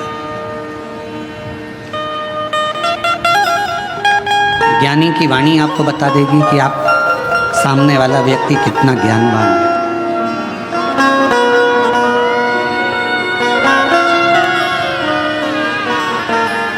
एक विद्वान की निशानी होती है उसकी वाणी। वो वाणी उसकी बता देती है कि इसमें कितनी विद्वत्ता है। बट वृक्ष की छांव बता देती है कि बड़ का पेड़ कितना पुराना है उस बड़ के पेड़ के नीचे की शांति बता देती है कि उसके नीचे शीतलता कितनी है, उसी तरह एक विद्वान व्यक्ति की वाणी आपको बता देती है कि उसकी वाणी की शीतलता कितनी है और उसके चरणों का सुख कितना है। अज्ञानी का दिखावा और ज्ञानी की वाणी। जैसे ही गंगा मैया पृथ्वी पर आ रही थी और भगवान शंकर ने गंगा जी को मुख ऊपर कर कर देखा, तो गंगा कल कल कल कल की ध्वनि कर कर पृथ्वी पर आई।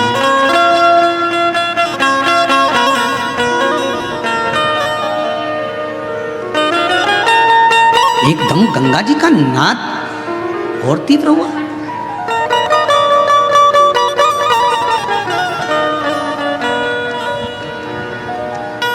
और गंगा जी का नाद एकदम जब तीव्र हुआ तो शिव जी ने फिर शीश को ऊपर करा और गंगा जी को देखा।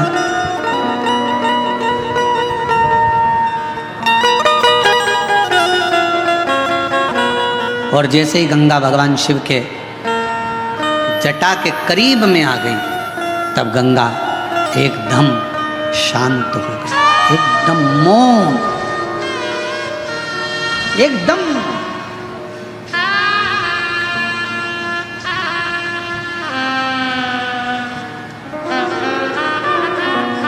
पूछा भागीरथ जी ने गंगा जी से कि तुम इतना कल कल कर कर बहकर आ रही थी, इतना तीव्र से तुम्हारी गर्जना हो रही थी, इतना तेज बहाव के साथ तुम चिल्लाती चिल्लाती गर्जना करती, भयंकर नाद करती करती आ रही थी और शिवजी की जटा के करीब में आई और एकदम मौन हो गई। तो गंगा जी ने भागीरथ बाबा से कहा, मुझे मालूम नहीं था कि जो मुझे अपनी जटा में झेल रहा है वो कोई साधारण नहीं है।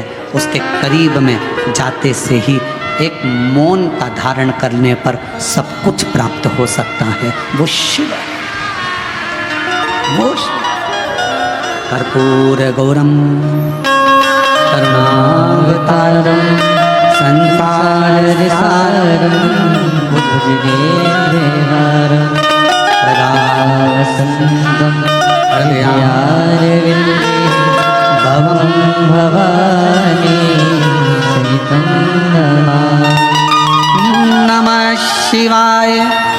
ओम नमः शिवाय, नमः शिवाय,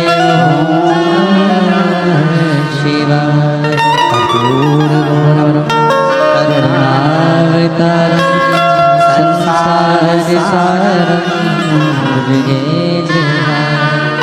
नमः शिवाय। ओम नमः शिवाय, नमः शिवाय, नमः शिवाय। कर्पूर गौरम करुणावतारम संसार सारम भुजगेन्द्रहारम। मुझे क्या मालूम था कि यहाँ मौन रहने पर भी सब मिल सकता। शिव महापुराण की कथा कहती है, भगवान शंकर का चरित्र कहता है, बेलपत्र की छांव में शिव जी के शिवालय में, शमशान में 3 जगह पर अगर व्यक्ति मौन रहकर शिव को पुकारता है तो शंकर उसके ऊपर करुणा जरूर करते हैं। 3 जगह पर मौन हो जाओ। बेलपत्र की छांव में जब पहुंचो तो थोड़ी देर शांति से चुप बैठकर, अपने हाथ में माला हो तो ठीक, ना माला हो तो कर की माला हो, कर की माला भी ना हो तो घट की माला हो, भीतर से अंदर से ओम नमः शिवाय, ओम नमः शिवाय, नमः शिवाय, भीतर की माला से पुकारो।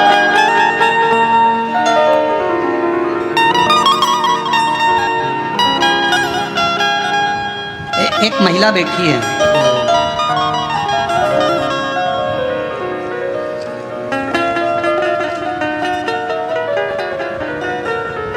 मेरा नाम गोकुल ताराचंद जी राठौड़, मुकाम पोस्ट तहसील, कन्नड़ जिला छत्रपति संभाजी नगर की रहने वाली हूँ। कोटि कोटि प्रणाम करती हूँ। मेरा मोबाइल नंबर ये है मेरा एक ही बेटा था, उसका नाम दर्शन था। मेरा बेटा 18 साल का हो गया था, 12वीं क्लास में पढ़ रहा था, एग्ज़ाम दे चुका था, पढ़ाई में उत्तम था। बुखार आ गया, बुखार आया, डेंगू हो गया। छत्रपति संभाजी नगर के हॉस्पिटल में बताया, बुखार आया, डेंगू हुआ और संभल नहीं पाया और मेरा 18 साल का लड़का मर गया। कहीं बैठी हो, गोकुल ताराचंद जी राठौड़, मुकाम पोस्ट तहसील कन्नड़, जिला छत्रपति संभाजी नगर, मोबाइल नंबर है, तो आ सकते हैं। बेटा शांत हो गया। शांत होने के सालों निकलते चले गए, मन स्थिर नहीं था, पागल जैसी हो गई थी, पति भी वैसा ही हो गया था। कौन सा 50 साल की मेरी उम्र हो गई। तब मेरे पास में रामबान बापू कुलकर्णी जी रहते हैं। उन्होंने मुझसे कहा, आप ऐसी मौन होकर बैठी रहती हो, एक काम क्यों नहीं करती? वो सियोर वाला महाराज कथा कहता है, तुम टीवी पर क्यों नहीं सुनती? मेरा बेटा मर गया, सालों हो गए, 18 साल का तो वो चले गया और सालों उसके मरे हुए हो गए, क्या सुन? तुम दिल तो लगाओ शिव जी से, कथा तो सुनो। कथा सुनना प्रारंभ करा, फिर मन में आया कि सियोर वाला महाराज कहता है कि कथा जहाँ हो और तुम्हारे नज़दीक में हो तो वहाँ के पंडाल में जाकर अगर कुछ मांगोगी तो मिलेगा जरूर। पति से जिद करी और पंडाल में चली गई, कथा सुनी, बाबा से प्रार्थना करी। वहाँ के एक पंडाल में नहीं, 5 पंडाल कथा सुनकर बाबा से एक ही प्रार्थना करती थी, मेरा बेटा चले गया, 50 साल की मेरी उम्र हो गई, कुछ कृपा करो। वहाँ की मिट्टी दुनिया के लोगों की दृष्टि में शिव पुराण कथा के पंडाल की केवल मिट्टी होगी, पर मैं जानती हूँ वह मिट्टी नहीं, मेरे शिव के चरण की धूल होती है। बाबा के पंडाल की मिट्टी को पेट पर लगा लेती, 50 साल की उम्र, और बाबा से औलाद मांगती कि मेरा बेटा गया है, मुझे दे दे, और बाबा ने वो कृपा कर दी। आज मेरे बेटे को वापिस मेरे बाबा ने मुझे दे दिया और मेरा बाबा की कृपा से मेरे घर में बेटे का जन्म हुआ है। मैं बेटे को लेकर यहाँ आई हूँ प्रणाम करने के लिए। जो 18 साल का लड़का गया उसका भी फ़ोटो लगा रही हूँ और जो दूसरा बेटा जन्मा उसका भी फ़ोटो लगा रही हूँ। LED पर दोनों के फ़ोटो, आप पहले 18 साल का जो लड़का चले गया उसका फ़ोटो देखें और फिर दूसरा फ़ोटो जो बाबा ने 50 साल की आयु में बेटा दिया है उसका दर्शन करें, उस बेटे को जो 50 साल की आयु में।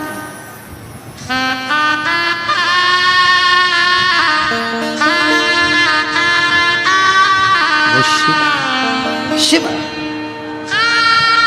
फूलों की कलियों में, काशी की गलियों में, तेरे बिना कुछ कहे ना,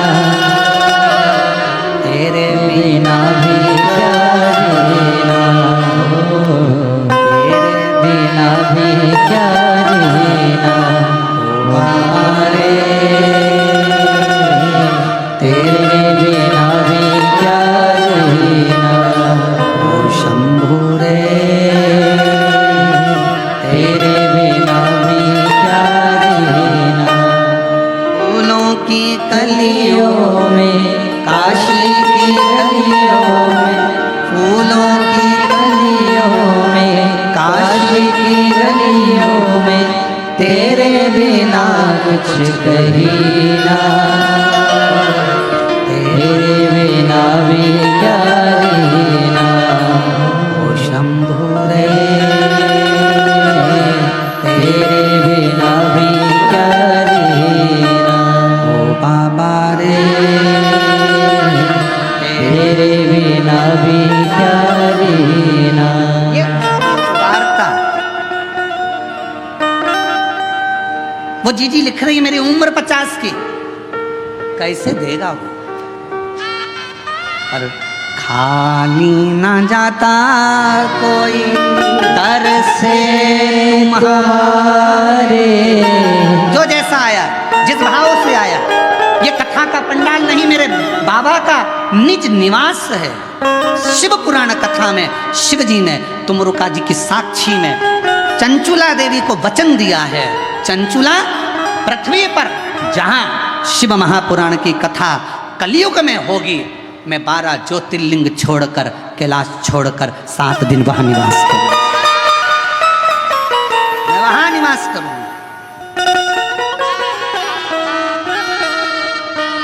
और जो जैसी भावना लाया वो ऐसा ही भर पाया, नहीं खाली उसे लौटाया, वो मन ही मन हर्षाया। और कर दिया माला माल काशी वाले ने, खा दिया भंडार काशी वाले ने, कर दिया माला माल काशी वाले ने, लुटा दिया भंडार काशी वाले ने। जो जिस भावना से आया, जैसी भावना उसकी, उस भावना से शिव मिला उसको।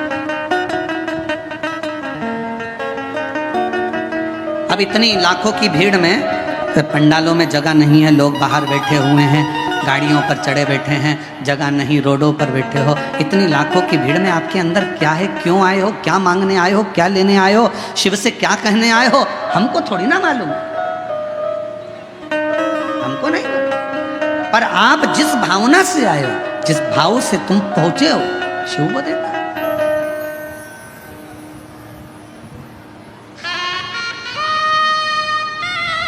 शिव प्रदान कर।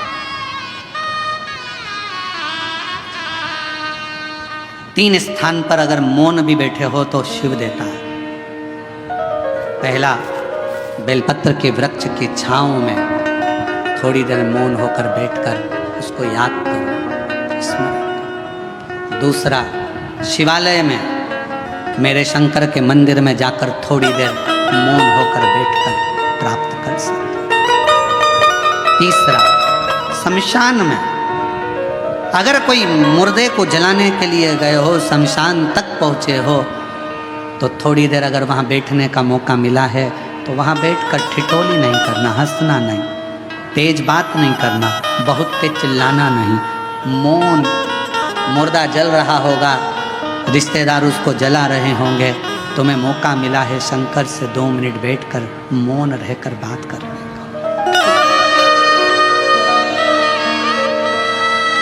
आज के ज़माने में लोग शमशान में भी अगर जाकर बैठते हैं तो इतनी ठिठोली, इतनी बातें करते हैं, इतना हंसते हैं, कोई गुटखा खाता, कोई पानी पीता, कोई कुछ करता। आधे से ज़्यादा एंजॉय तो लोग मसान में कर लेते हैं। मौका मिले, सेवा करने का मौका मिले तो कथा, अगर आपके नज़दीक में शिव पुराण की कथा हो रही है, सेवा करो। जैसे कई माताएं पानी की बोतल लाती हैं, कोई पाउच लाता है पानी का, कोई टॉफ़ी लाता है, कोई बिस्कुट लाता है, कोई खाने का सामान लाता है। हम इधर रोड से आते हैं, हमने देखा कि वहाँ पर राजस्थानी माहेश्वरी समाज की ओर से स्टॉल लगा हुआ है, लोगों को कभी खिचड़ी कभी पोहा बांट रहा है। इधर तो हम गए नहीं तो हमको मालूम नहीं, 4-5 रोड हैं, हम कोई एक ही रोड से, जजमान हमारे को जिस रोड से ले जाते हैं वहीं से चले जाते हैं, हमने देखा। और ये विश्वास कहता है, जैसे इधर राजस्थानी महेश्वरी समाज स्वल्पहार बांट रही है, तो मेरा मन कहता है, मेरा विश्वास कहता है कि जितनी रोड होगी सब रोडों पर कोई ना कोई समाज किसी ना किसी रूप में सेवा जरूर कर रही है। कहीं पे सेन समाज बैठी है तो वो कटिंग दाढ़ी फेरी कर रही है, कहीं पर कोई बैठा है, कहीं किसी रूप में बैठे हैं। मैं सारी समाजों को मैं हाथ जोड़कर नमन करता हूँ आपके चरणों को कि इन पूरे भारत की भूमि पर अगर कहीं एकता देखना हो तो एक बार शिव महापुराण की कथा में आकर देखो, सारे समाज लगे रहते हैं। विशाल संचेती जी तो इसको आगे कथा को लेकर आए, संचेती परिवार तो कथा लाया है, जीवन जी तो कथा लाए हैं, ये पूरा परिवार कथा को लेकर आया। संचेती परिवार, रविंद्र कुमार जी हुए, जीवन जी हुए, ये सब कथा को लेकर आए और इनकी मित्र मंडली और इनके सारे साथी इस कथा को लेकर आए हैं। और इस कथा को सबसे ज़्यादा संभाल रहा है तो पूरा बेजापुर का एक बच्चा संभाल रहा है। प्रशासन, यहाँ के कलेक्टर महोदय, एसपी, आईजी, डीआईजी, कमिश्नर, यहाँ के एसडीएम, यहाँ के टीआई, यहाँ के तहसीलदार, यहाँ के एक मिनिस्टर, मंत्री, सांसद, विधायक, अध्यक्ष, उपाध्यक्ष, यहाँ के जो भी पदाधिकारी गण हैं वो इस पूरी व्यवस्था को संभालने में लगे हुए पूरी। और बेजापुर की यह कथा ऐसी लग रही है। और हमने देखा संचेती परिवार को, हमने इस कथा में पहली कथा है जो हमारे को ये देखने को मिली कि संचेती परिवार ने यहाँ पर आकर ऐसा दर्शाया नहीं कि यह केवल हमारे परिवार की कथा है। बेजापुर की कथा ऐसी लगती है कि बच्चे बच्चे की कथा है, पूरे बेजापुर की कथा। और मैं श्री विशाल संचेती जी को इसके लिए धन्यवाद देता हूँ, बहुत बहुत साधुवाद देता हूँ। ये लगा नहीं कि केवल एक व्यक्ति या एक परिवार की, यह सबकी है शिव उपासना। पार्वती जी की कथा कर रही है, बेलपत्र की कथा कर रही है। बेलपत्र के वृक्ष के नीचे भी अगर बैठो तो तुम शांति से 2 क्षण मौन होकर उस शिव को याद करो।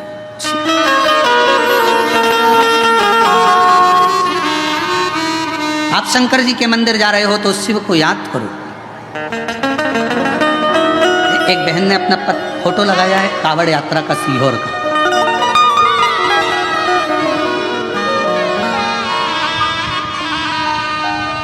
कावड़ यात्रा का उसने फोटो लगाया है बहन ने, और सीहोर की कावड़ यात्रा का फोटो उसने पूर्व का लगाया।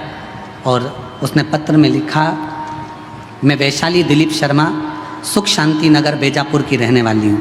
कहीं बैठी हो तो आ सकते हैं एक बेलपत्र लेने के लिए। मैं दिलीप शर्मा, वैशाली दिलीप शर्मा, सुख शांति नगर बेजापुर की रहने वाली हूँ। मेरा मोबाइल नंबर ये है। कुबेरेश्वर धाम में कावड़ चढ़ाने का क्या फल मिलता है, कोई मुझसे पूछे। आपने मामा जी और भाई के साथ 2023 में बाबा की कावड़ चढ़ाने के लिए सीहोर आई थी। मन में अपने दोनों बेटों की उज्जवल भविष्य की कामना लेकर आई थी। आप कथा में कहते हो कि सीहोर की प्रदोष की जो कावड़ चलती है और बाबा को जो जल चढ़ाया जाता है, जो मांगा जाता है, वो मिलता है। मैं उस कावड़ में पहुंची, मैंने अपने दोनों बेटों के लिए जो जो मांगा मेरे बाबा ने उस कावड़ में मुझे दिया। मेरा बड़ा बेटा MBBS डॉक्टर बन गया और दूसरा बेटा मेरा IT इंजीनियर बन गया। और बाबा की कृपा से 1 साल के अंदर बाबा ने मुझे इतना दे दिया कि कोई कमी नहीं छोड़ी। ये सीहोर की कावड़ का एक प्रताप है। और हम तो आपको भी निमंत्रण देंगे, जितने टीवी पर कथा सुन रहे हैं, 6 अगस्त को प्रदोष के दिन की कावड़ सुबह 9 बजे बाबा की भराएगी सीहोर से। सीवन नदी, माँ सीवन का जल कुबेरेश्वर धाम तक जाएगा। दिल से बाबा का कावड़ के 2 लोटे, 1 डंडा, केसरिया वस्त्र, केसरिया साड़ी, पुरुष वर्ग श्वेत वस्त्र या केसरिया वस्त्र पहनकर बोल बम बोल बम बोल बम बोलते बोलते शिव को जल दोनों हाथ से समर्पित चढ़ा। और पूरे महीने में अगर आप कभी भी सावन के महीने में सीहोर जा रहे हैं तो वहाँ का जल भरकर शिव को समर्पित करें। आप अगर उस कावड़ में ना आ सके तो सावन का पूरा महीना ही कावड़ का है, जब जाओ तब समर्पित करें शिव को। राज्य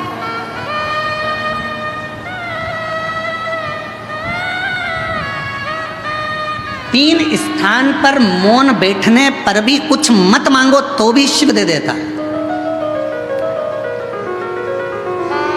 कुछ मत मांगो। आप अगर वहां जाकर मौन होकर बैठ गए तो भी शंकर दे दे, तो भी शिव दे दे।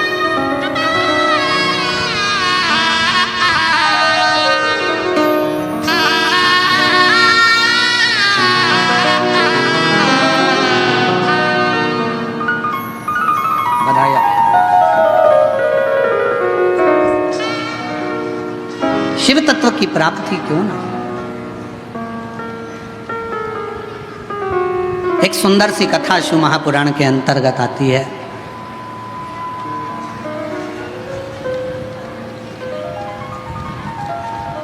शिव कथा कहती है, माँ जगतजननी जगदम्बा अम्बा भवानी माँ दुर्गा शिवजी के नेत्र बंद करने पर एक बालक ने जन्म ले लिया था, जिस बालक का नाम अंधकासुर हो गया था।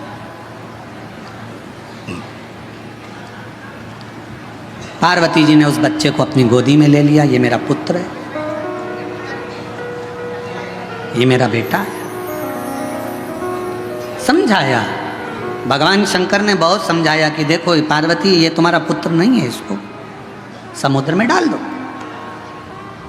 पर पार्वती जी मानती नहीं है। दुनिया में एक माँ एक ऐसी होती है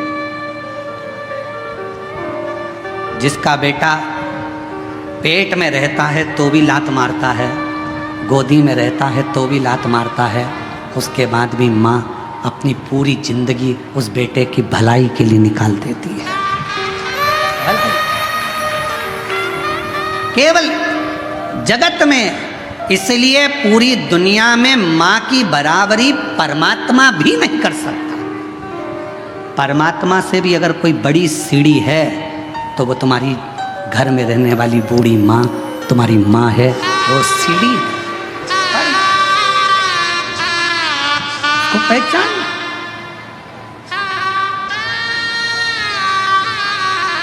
फिर निवेदन करूँगा, लोगों को हमारी बात का थोड़ा बुरा ज़्यादा लगता है तो हमारी बात का बुरा लगे उससे पहले ही आपसे कह देता हूँ कि मेरी बात का बुरा लगे तो क्षमा करना, पर कहूँगा जरूर। खाया बिना रह जाऊँ पर बोले बिना नहीं रह सकता, इसलिए कहूँगा जरूर।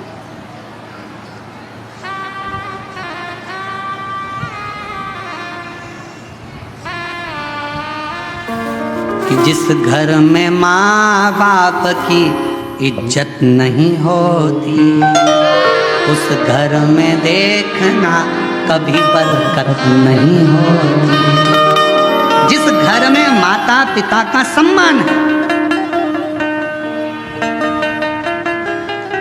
माता पिता का जिस घर में सम्मान, और फिर कहूं, पत्नी अगले जन्म में मिलेगी, बच्चे अगले जन्म में मिलेंगे, तुम जो जन्म लोगे हर जन्म में तुम्हें पत्नी भी मिलेगी।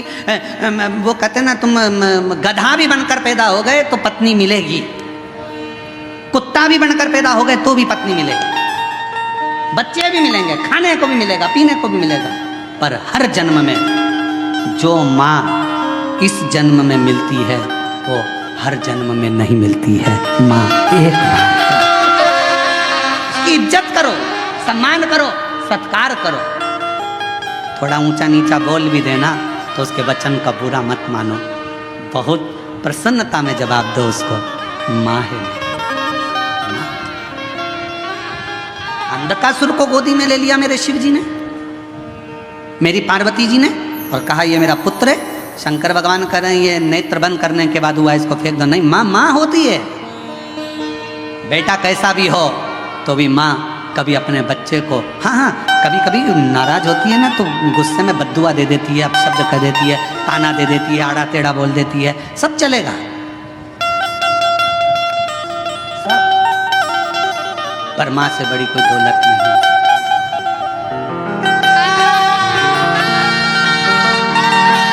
वो कहते माँ बच्चों की जान होती है, माँ बच्चों की जान होती है। वो होते हैं किस्मत वाले जिनकी माँ होती है। कितनी शीतल कितनी प्यारी प्यारी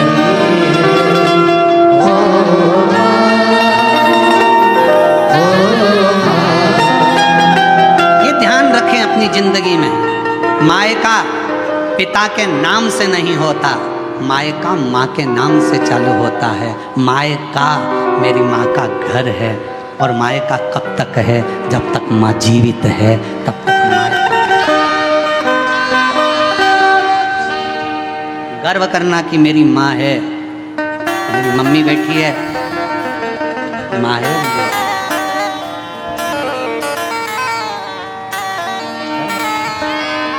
अंधकासुर को बड़ा समुद्र में डाल दिया, समुद्र में हिरण्याक्ष ने पाल पोस के बड़ा कर लिया।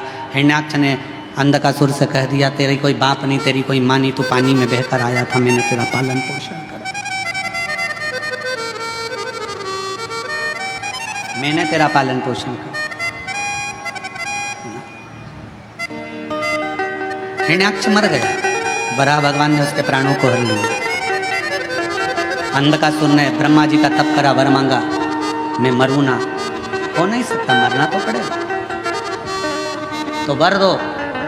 जिस दिन मैं अपनी माँ को गलत दृष्टि से देखूं उस दिन मेरे प्राण छूटे।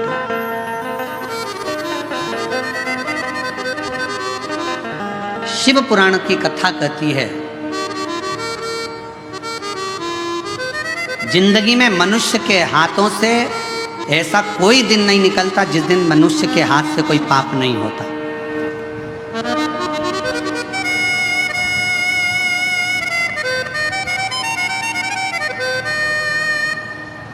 ऋषभ देव जी महाराज का चरित्र श्रीमद् भागवत कथा में आता है, तो ऋषभ देव जी महाराज के चरित्र में 4 स्थान पर पाप होने का क्रम बताया। पहला, झाड़ू लगाते समय छोटे छोटे जीव मर जाते हैं, पाप माथे चढ़ जाता है। ऋषभ देव जी महाराज का चरित्र श्रीमद् भागवत में कहा। दूसरा, कपड़े धोते, नहाते, बर्तन धोते समय छोटे छोटे जीव मर जाते हैं, पाप माथे चढ़ जाता है। तीसरा, अग्नि जलाते समय, गैस जलाते समय, चूल्हा जलाते समय, लाइट जलाते समय छोटे छोटे जीव मर जाते हैं, जिसका पाप माथे चढ़ जाता है। चौथा, ऋषभ देव जी महाराज का चरित्र कहता है, जब पैदल चलकर जाते हैं तो पाँव के नीचे छोटे छोटे जीव मर जाते हैं। श्रीमद् भागवत में ऋषभ देव जी महाराज का चरित्र कहता है कि 4 स्थान पर हर व्यक्ति से पाप होता है। हर व्यक्ति के मस्तक पर पाप की गठरियां बंधी होती है, पर वो पाप कहाँ समाप्त होता है? शिव महापुराण की कथा कहती है, जब हम किसी बेलपत्र के वृक्ष के नीचे से निकल कर चले जाते हैं तो हमारे मस्तक पर चढ़ा हुआ सारा पाप एक क्षण में समाप्त हो जाता है। एक क्षण में बेलपत्र के वृक्ष की छांव हमारे संपूर्ण जीवन के पापों को समाप्त कर देती है। इसीलिए रोज पाप होता है तो रोज बेलपत्र के वृक्ष के नीचे 1 लोटा जल चढ़ाया करो, या बेलपत्र के वृक्ष के नीचे से निकल कर जाया करो। अपने मोहल्ले में, अपनी कॉलोनी में अगर कोई बेलपत्री का पेड़ हो तो तुम्हें जाना उधर से है तो पति से कहना इधर से ले चलो, उसकी छांव में से थोड़ा सा निकल कर चले जाएंगे तो हमारी जिंदगी के पाप करना समाप्त हो। अंधकासुर ने मांगा कि माँ को गलत दृष्टि से, उसको मालूम नहीं था कि पार्वती मेरी माता है, और पार्वती मैया को ही गलत दृष्टि से देख लिया। शिव जी ने काल भैरव को प्रकट कर कर उस अंधकासुर को समाप्त। माँ माँ होती, किसी को भी गलत विचार से, गलत दृष्टि से, गलत भाव से कभी ना बोलो। जगत में एक बात याद रखना, अपनी माता हो या किसी दूसरे की माता हो, किसी भी माता के लिए कभी गलत ना तो लिखना, ना पढ़ना, ना सुनना, क्योंकि जगत की प्रत्येक माँ अपने बच्चे को गर्भ में रखती है, और वो गर्भस्थ रखने वाली माँ कोई साधारण नहीं। मात्र समय आया, आगे बाबा के सुंदर चरित्रों का वर्णन हुआ। भगवान विदल उत्पल को भगवान संहार करते हैं तो भगवान शिव का एक नाम कुंदकेश्वर महादेव पड़ जाता है। भगवान श्री कुंदकेश्वर पधार रहे हैं, जोरदार ताली बजा उनका स्वागत, वंदन, अभिनंदन। आज कथा का 5वां दिवस था जो विराम ले रहा है। कल कथा का 6ठा दिन रहेगा। कथा का समय कल का यही 1 बजे से 4 बजे तक रहेगा। परसों के दिन कथा का समय सुबह 8 बजे से 11 बजे तक रहेगा। कल कथा की शिवरात्रि का उत्सव रहेगा। बड़े प्रेम से आप लोग कथा का लाभ लें। जिन्होंने 5 दिवसीय कथा पूर्ण ना सुनी हो वो कल और परसों की कथा का लाभ लेकर अपने जीवन को धन्य बनाएं और आनंदित करें। हर हर महा बाबा की पवित्र कथा का लाभ आप और हम ले रहे हैं। 12 जुलाई से 18 जुलाई तक श्रावण के महीने की पहली कथा कोरबा छत्तीसगढ़ में स्थान कोरबा छत्तीसगढ़ में होगी, और 30 जुलाई से 5 अगस्त तक सावन के महीने की दूसरी कथा जयंती स्टेडियम भिलाई छत्तीसगढ़ में बोलबम सेवा समिति कल्याण समिति के द्वारा होगी।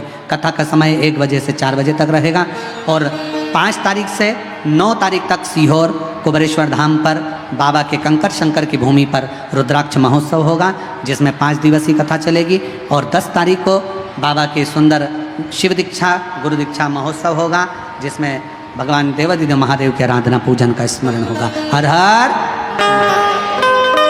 जय जय श्री राधे।